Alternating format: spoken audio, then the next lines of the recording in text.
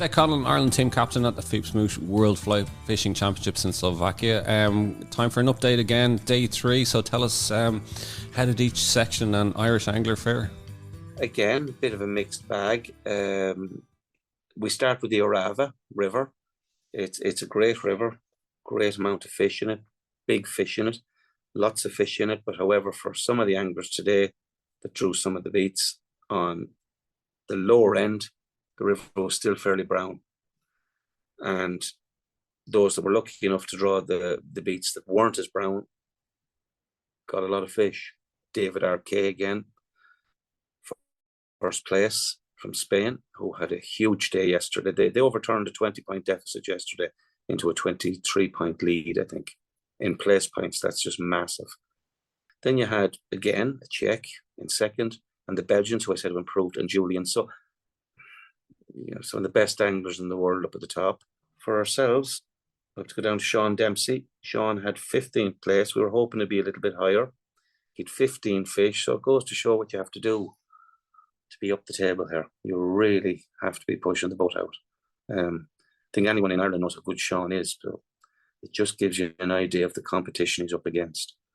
You can't underestimate what he's trying to do here to even get into the top 10. It's huge. Top 20 is huge, but the top 10 is massive. He just missed out on it the last time by a place, and that's his goal, on an individual basis. Like, Sean's very much a team player, but by being a team player, you have to be a brilliant individual, and that's what helps the team. But he'd 15.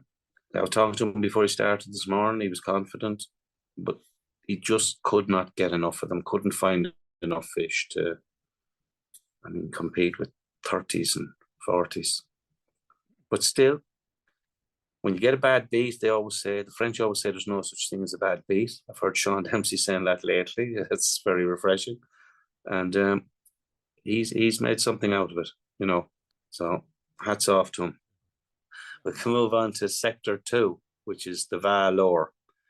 I walked the Valor yesterday. I was watching one of our anglers, Dec Conlan, on that yesterday. So again, I don't know how they just keep doing it. Sebastian Delcourt, David Chomsky, two of the best anglers in the world again. 28 and 26 fish. Now, parts of this were a bit coloured as well, but not as badly as the upper VAR. Young lad Ollie Bassett, I know him well. He was in my group in Spain. He's a fantastically gifted young angler. I was talking to him this evening. Ollie there got 4th place. He was seriously disappointed after being blanking on the lake. But, explain to him, blanks are there waiting to jump out at you. And that was his first. So he was disappointed, but he's bouncing back. Other people that would be of interest to us, probably Sean Brooks, married to a woman from Ireland. Sean had a good performance, an Englishman, in 8th place. I was on the lower VAR myself for a while today. It was extremely brown. And unfortunately, Anne McWilliams and Craig Brown were sharing beats, so they rotated their beats. Like there's a swap up. Oh my God, there was just nothing happening in the two beats. There was nothing happening. Did one fish each. Really tough day for both of them. That was tough. And was that section of the river, was that still brown? It was brown, and it started to clear up towards the end of the day, so that could fish very well tomorrow. Lance Egan there, the American too, still struggling a bit. He's a fine angler. But Ruben's just Spain, he had only 13 fish today. Ruben would have been fancied maybe to be thereabouts in the medals. He got a bronze in the last World Cup. But talking to him this evening, he's happy enough that he feels he got out of jail a little bit. It was dirty, but he managed 13 fish. So that's not much more to see on that. We move on to the third sector. So we go on to the Va Upper. Yeah, the Va Upper. That's where David Conlan moved from the Va Lower to the Va Upper today. And David, again, he's consistent. He had 12 fish today. Had a few close ones at the net. He was a little bit upset about. Felt he was a bit careless. Felt he wasn't sharp enough with the net a couple of times. But I think it's more you're a little bit tentative and they just come off and you blame yourself. I think maybe there's a bit of that going on, but he's fishing very well, fishing extremely well. So again, 11 place points, very good performance. That came about really because he had similar amount of fish to, you see there where he had 12 fish, but he beat a couple of 13s and 14s. Yeah, because he had 14s. Yeah, he bet 2 14s and a 13, which means his fish were good. I was looking at his card earlier. He had some nice fish there. So Yeah, he had his a best fair fish was few meters on them to, I think it was, what did he say it was? 44 centimeters, I think, yeah. He won the 37 and 35 and 6 as well, so there's 20 points for each centimeter. So he actually caught up the two fish and passed them out, which is great. That's a real bonus for him. I was just saying, it's interesting, Declan, when you go through each of the sections, there's like the top three really kind of stand out, isn't it? There seems to be a big jump between the kind of top three that you're seeing in each section, really. There was a thing going on in Spain when I was there last year where the fishing was technically difficult, and it was so technically difficult there was different stages to it. So I suffered particularly badly with it because the stage was, were you good enough to bring up the fish? Some people weren't. Stage 2 was, were you good enough to get the fish to take you? I managed to get over that fence. Stage 3 was your presentation so good that the fish swallowed the fly? I and many others lip hooked so many fish. I lost 12 fish in one session that I was playing because I only lip hooked them, where the Spaniards were explaining to me that their presentation was so close to perfection that they had to get 4 flies out, and the French. It's pretty very technical. fine margins, isn't it? Mm. Yeah, so what that led to was in Spain as well, which like one getting 44 and then the Frenchmen getting 43, and then there was a gap down to maybe 16 fish or 15 fish. Huge gaps, and you're starting to see that here as well. Yeah. Where particularly with the French. Do you find, Declan, as well, that the kind of, I don't know, is it similar to other sports in the sense of that the better anglers, they kind of get into the rhythm after the second and third day, that they've hit their stride now, like they get their stride, they get into the championship, they get better, they get so comfortable. It's like I was explaining to you when you watch, just say Gregor, who I watched yesterday. If there's 100% for all the basic components that you put together when you're nymphing, he's hitting 95 or 6% the whole time. Never is his line in the water where there's a slack that there shouldn't be, where the line is hanging loose where it shouldn't be. It's just, he's like a piano player with a fly rod, and so is the Spanish guys, Andres, David Arcai. Like, everything is so finely tuned. I mean, one of them was in heavy water, and this was said to me, "Oh, will I sell my JMC 10'6" tree weight? It's a bit heavy." And they said, "No, you need it for heavy water." And that came up today in a conversation because one of the guys in heavy water, one of the top anglers, did it particularly well. Dave, I don't know whether it was Dave Conlan, one of the other lads, had a little bit of difficulty in heavy water. He did the heavier rod. They make no mistakes with equipment or anything. They were able to read everything and match off their equipment perfectly. It might be cruel to say fail to prepare to fail, but their preparation is it's scientific. And when they put it together, and they're nearly elite at what they do. That's probably the best way I can try and explain it. Well, will we move on to the Sector 4? That was the Huron, was it? Sector 4 was the Huron, yeah. John Buckley. Yeah, John's having a tough time. He was in with Corey Scott. They swapped beats. Corey had 4, John had 3. So they had a bad time as well. John has had a few difficult beats there now. He's on the lake tomorrow. I'd say he's just pleased to get away from the rivers to go at something fresh, Tom Jarman. Yeah, you were talking about him. I think he's a professional angler, and he's a damn good one. Another great result for him because grayling aren't his thing. Goes to show how he's adapted so well to beat the Czech into second again. Otherwise, yeah, you have the Finns up there. You have the Frenchman, Juju, up there. And Montenegrin well up there. So we took a bit of a hit there again. So I'll have to find the final one, which is the sector 5, isn't it? That's the lake. Great performance in the lake from Brian Larkin. 5th place. Brian got 3 fish today. He went with the plan, Anne's plan. It's still working. It's still working. And Brian probably will fish a couple of lake competitions a year with the Liffey anglers, not the Dare anglers. So, he wouldn't spend a lot of time on lakes, but he visited them a few times. But great performance, But again, Frenchman winning on the lake. If you look at the lake results, more teams are getting, I won't say, you probably will say, getting sort of a handle on it, because there are fewer blanks as it progresses. There's fewer blanks. I've had a lot of them ask me what we're at. I think the cheek of them. My God. If I only was the worst captain in the world. Write it down here, Matt, and give it all to them, hand them out to them. Hand it out. There you are. Yeah. My God. What the hell? We go with the individuals and see where everything is. It was interesting because we were discussing it yesterday, and we were talking about Pierre Kuntz, that he had to fish the lake. And what did he do? He goes out the lake and he gets 1 place point. So after 3 sessions, he's leading with 3 place points. He's won every session he's fished so far. That's serious, isn't it? That is phenomenal. And the Greg War is only 1 place point behind him. Oh my God. And the highest placed deck was, I'm just looking at David Conlan, was it on 19th? Yeah, he's doing very well. He's crept into the top 20 now. He's steady. He's really solid, yeah. It's 3 solid performances.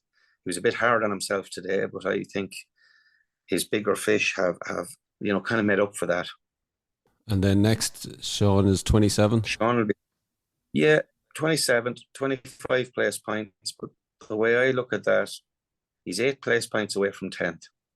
That can change very quickly, Some of them boys have to go onto the lake yet, and who knows what will happen. But no, we've 2 lads well up there, going very well. Teams after is session 3.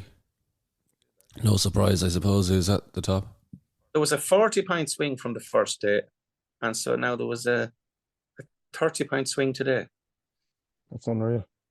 Yeah, that's a big swing for them countries. That goes to show that a lot of the rivers are damaged with mud, and it's thrown up strange results. But again, France, Spain, Czech Republic, always the 3 best teams in the world. Italy, always thereabouts as well.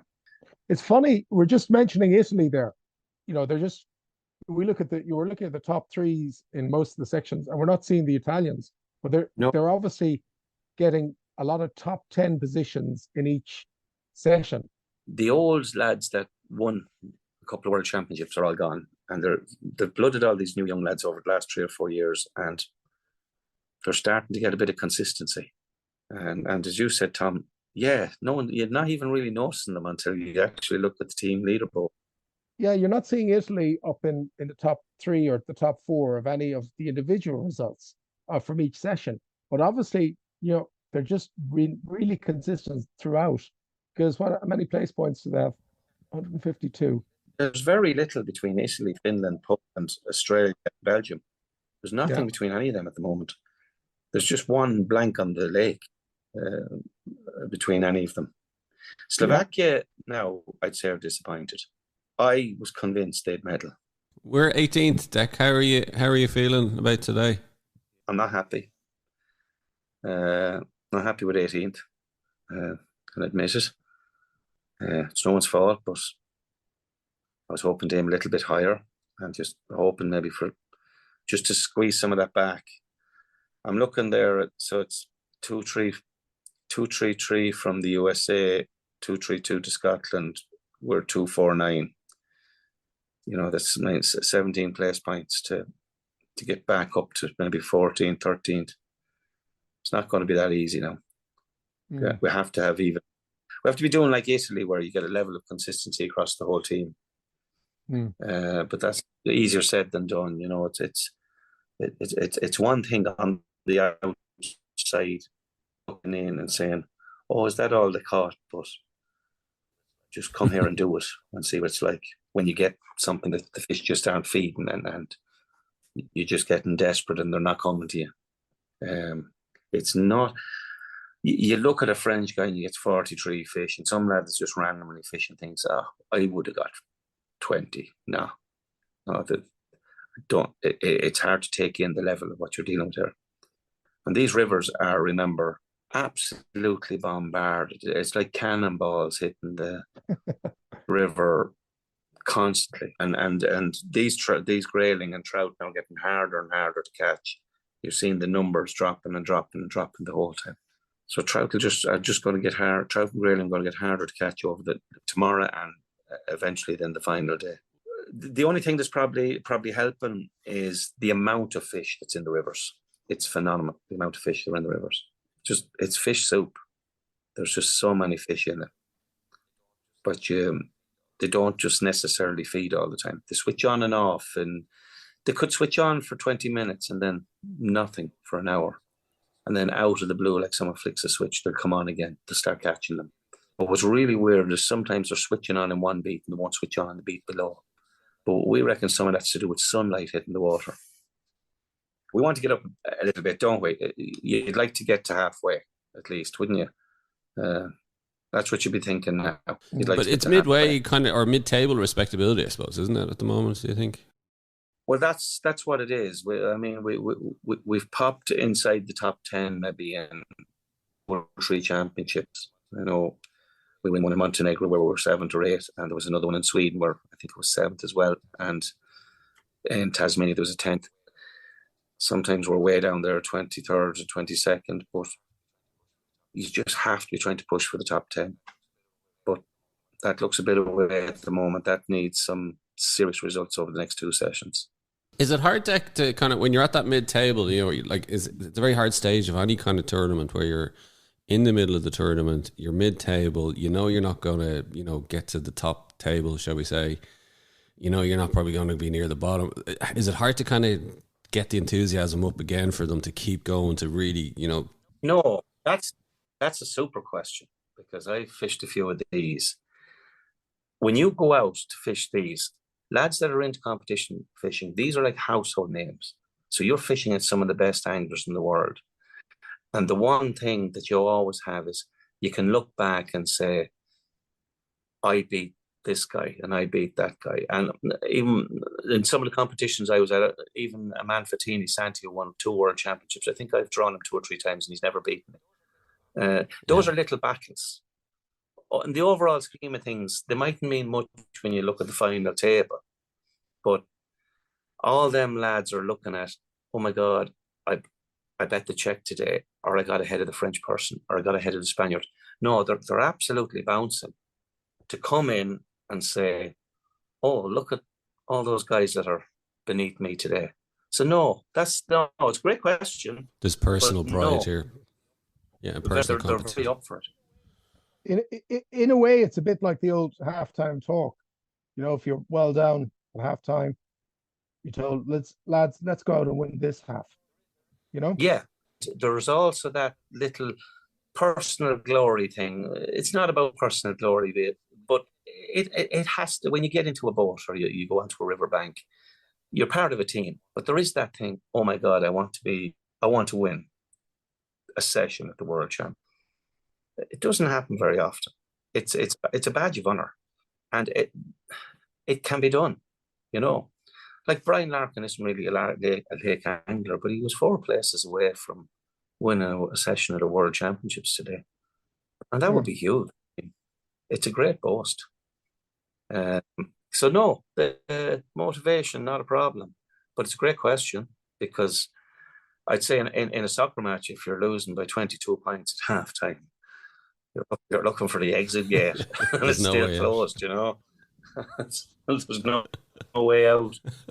Lock the gates.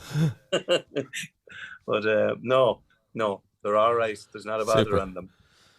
Hopefully the rivers will be all clear tomorrow, and we get another view of where it is. But if the rivers are clear tomorrow, you can expect to see France and Spain and the Czech Republic going hammer and tongs for those medals again.